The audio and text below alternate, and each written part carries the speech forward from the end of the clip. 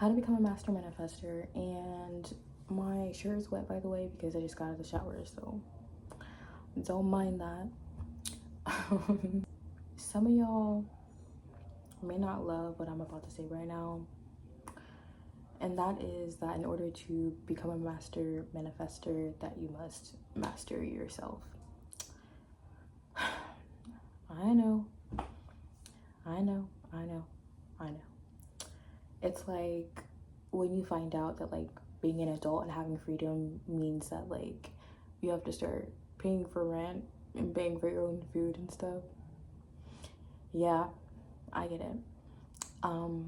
But my thing is, what, decide if this is for you or not. Listen to your own intuition and discernment.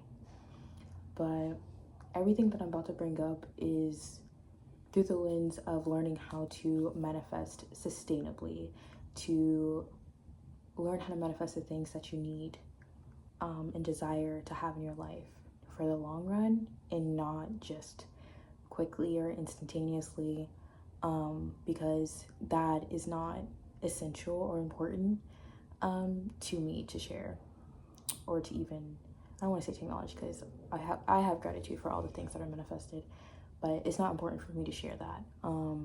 I feel like it's way more important to learn how to manifest long term. Actually, right when I was like pulling out my notebook to read from the notes that I took, I turned into the page where I have this affirmation, which I feel like sharing with y'all, because it may be good for y'all to write that down. Something that I've used before is like using the reminders app on my phone to have like certain affirmations come at a certain time or a certain day or whatever, like that, as just like a reminder. So then as soon as you read it, it's like you're saying it in your head, or you can say it out loud. Or there's a million other methods on how to practice using affirmations to like change your internal belief systems, like on a subconscious level, because it's just the exposure, really. It's just like the exposure to your brain, it gets in there. So whatever way that works for you, or if you guys want me to go over more ways of how to use affirmations, I have a million ways to share, but that's just the one I'm gonna say right now. Anyway, the affirmation says, all I need to do is give myself permission to enjoy my new beginning. I give myself permission to genuinely enjoy better. So that's the affirmation. Okay, so to get into the actual like how to become a master manifester and mastering yourself, I'm going to talk about the astrology of things.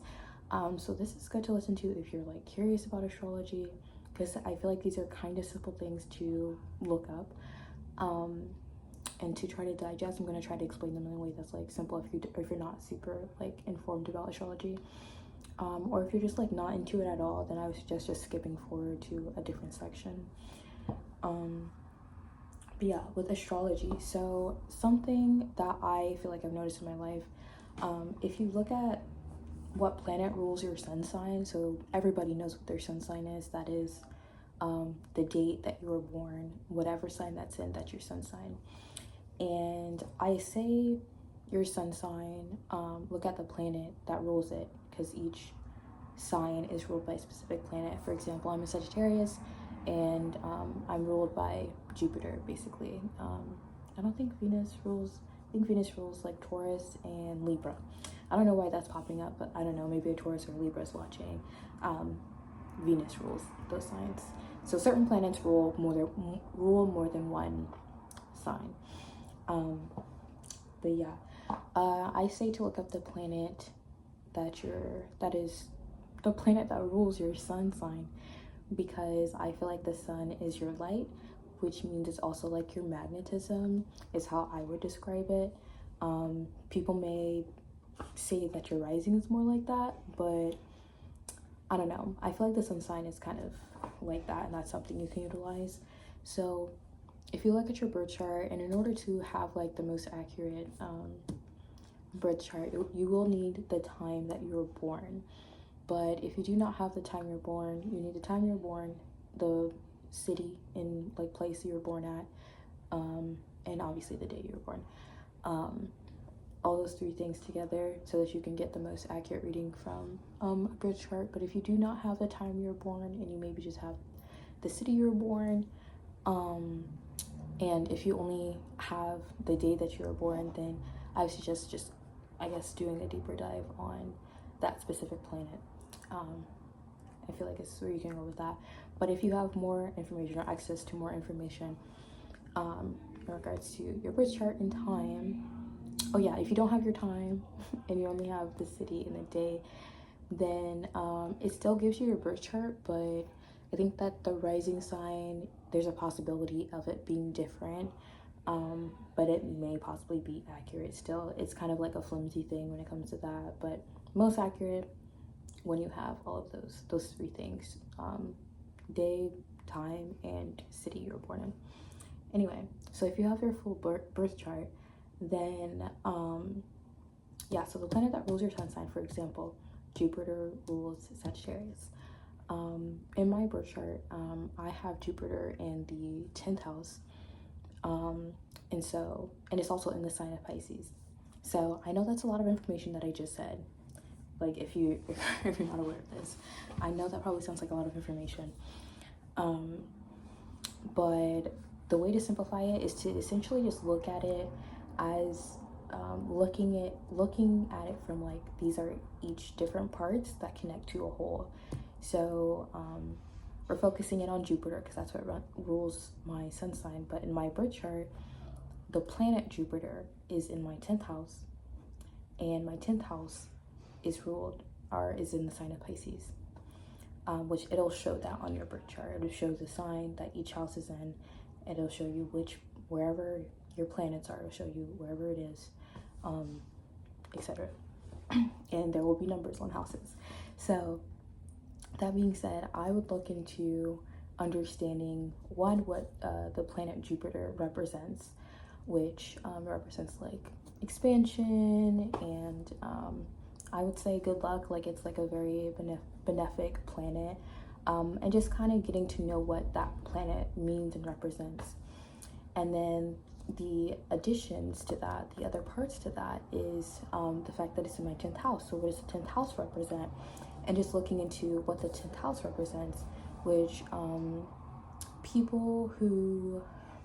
some people say it represents your career. I feel like yes, but I also feel like just saying that is more of a capitalistic mindset. I would say that it has to do with like your purpose and also your destiny. So I guess just take everything with a grain of salt, just take it resonates. But yeah, those are kind of the overarching themes. So Pisces is like a very spiritually in tune sign. It rules, like, it represents like the subconscious and subconscious realms, spirituality, the unknown, all of that type. So I say all that to say that with my collection of different parts and compartments, I would say the best way for me to magnetize things to me, which is to manifest, for me to magnetize things to me is through the intention of expansion, Jupiter, right? And by being in tune and connected to my own spirit and taking things that are aligned with my spirit and my intuition, which is exactly how I manifest. I don't do things that don't feel right to me. So yeah, that's kind of an example. I hope that helps. Okay, so moving into another placement that I think is really important to look into when it comes to manifesting for sustainability and for long term is to look where Capricorn, that's like a sign, is in your house. So which house it's in, and then if you have a planet in that house. You may not have a planet in the house, and that's completely fine. If you do have a planet in the house, then that's just another part to bring into the overall picture of like how you'll look at that, right? The reason why I say Capricorn is because it is an earth sign, so it is for that more long-term and sustainability. But I also feel like Capricorn is a very dedicated sign, and you want to, when you're manifesting, those are my roommates in the back, if you're manifesting long-term, then you need to manifest in a way that you can remain dedicated to through the ups and downs of life. So for example, for me, I have Capricorn in my 8th house, and I have the planet Neptune in there, which if you know anything about astrology, yeah, you can understand why I'm a very spiritual person at this point. But the 8th house is like the house of like death and rebirths, and transformation, etc., etc. And Neptune is actually the planet that rules Pisces. So Neptune is a very spiritually into the unknown kind of planet. It's that kind of deep, dense, void like energy. And the 8th house is kind of like a void like house, with it being like death and rebirth, like the deep abyss kind of energy. And then Capricorn is like that, again, that dedicated energy. So for me personally, this is why I'm a very very spiritual person when it comes to the ways and the methods that I manifest. And I'm very, very dedicated to my craft. I think more than most people. I cannot casually be spiritual. And I also practice a lot of spell work in my personal craft, which I think helps me manifest. And I will be sharing some spell work ideas that you guys could possibly use that could help you in the next part. So one of the spells that you could do, and these are very like self-involved spells. So if you're like not super experienced in spell work, or like are more fearful or something, this is just like more self kind of spell work, and not having to do with like manipulating energies around you or anything like that, but more so tuning into your own energy to utilize into the outside world. So one of the spells that I have listed is like a mental health, like a health kind of spell, that is like meant to improve and stabilize your mental health and your physical and spiritual well-being.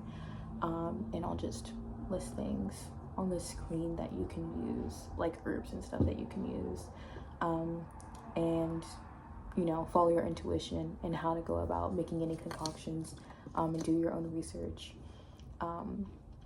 Also, if you have questions, I guess you can just email me, because I have no problem giving more information. And the second spell that I have to suggest, which is, don't mind the cats in the background, probably like my most used spell like in my previous phase of life, like quite honestly, is a self-love and attraction spell. I love self-love spells. Literally the best kind of spell work to do on yourself are ones that are really just to help you feel better, to make you feel in love with yourself, like genuinely. The best way to become a master manifestor and do so sustainably and for the long term is to be anti-capitalist as fuck, because when you do not just view money as the singular resource for everything, you will recognize how abundant the world that we live in is, that there's more than enough to go around, and that means that includes you receiving too. The next part of how to become a master manifestor is to do your shadow work. You gotta do your shadow work. You gotta take care of your mental well-being. You can't just do the spells. You have to follow through with the actions that is in alignment with the spells that you've done, with the intentions that you set. I feel like that when you manifest, that you set intentions and then you grow into those intentions. You don't always know what the actions are gonna look like, but you end up finding out, and relatively soon, as long as you allow yourself to grow into it, when you surrender into it. But yeah, do the shadow work.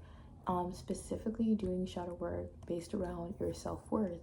If you do not view yourself as worthy and having intrinsic value outside of anything else, just because you exist, then it's going to be really hard to receive things. It's going to feel like resistance when you're calling things in.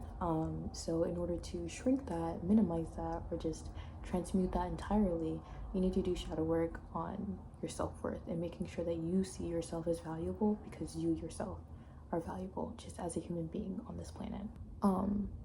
The other bit of shadow work I would say is to do some shadow work on success and defining what that means for you.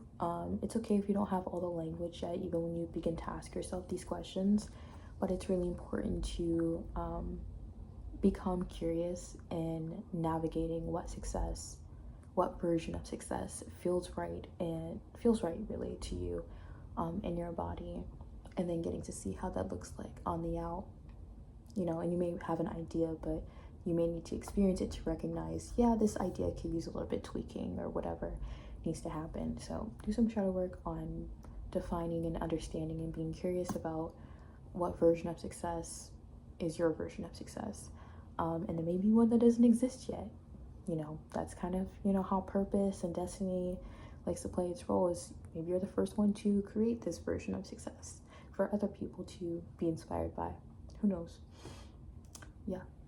Okay, and the final suggestion that I have, again, you don't have to take any of these. These are all suggestions.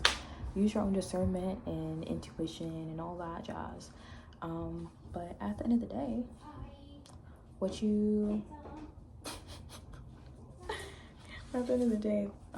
just continue to show up and be dedicated through the ups and downs, because manifesting and mastering that does not come without an unraveling of sorts, because you need to deconstruct a lot of different things of how you've been taught. Like, if you're not living the life that you want to live right now, right, you feel like you haven't been able to manifest, that's because there are certain belief systems or ways of existing in this world that you're probably following that don't even belong to you and don't even align with you, which is a blockage within itself.